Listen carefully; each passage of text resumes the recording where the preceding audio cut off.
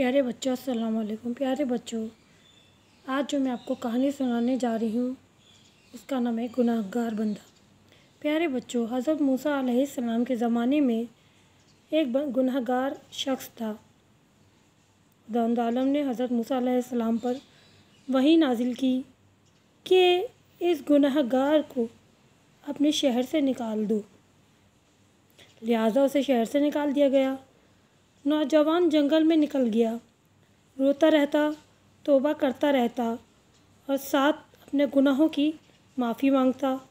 اس طرح دعا کرتا تھا کہ میرے اللہ، تیری دنیا بھی ہے اور آخرت بھی، اس بندے پر رحم کر کہ جس کے پاس نہ دنیا ہے اور نہ آخرت، جو دنیا میں بھی ذلیل ہے اور آخرت میں بھی عذاب والا ہے۔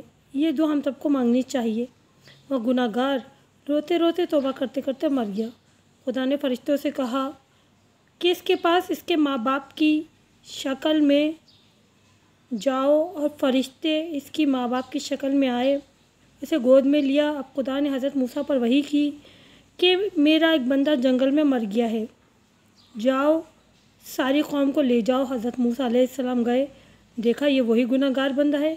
کہا مالک، یہ وہی گناہ گار بندہ ہے جس کو میں نے تیرے حکم سے شہر سے نکالا تھا۔ اب تیرا ہی حکم ہے کہ اس کی نماز جنازہ پڑھاؤں۔ خدا نے کہا اے موسیٰ، یہ گناہ گار تھا مگر میں غفور الرحیم ہوں۔ جب اس نے خلوص دل سے توبہ کی تو ہم نے اسے معاف کر دیا۔ بچوں، جب ہم پروردگار کی بارگاہ میں خلوص نیت سے توبہ کرتے ہیں تو پروردگار عالم ہمارے گناہوں کو بخش دیتا ہے۔ پروردگار عالم سے اپنے گناہوں کی توبہ کرنی چاہیے، اس سے پہلے کہ ہماری کمر قبروں سے جا لگے۔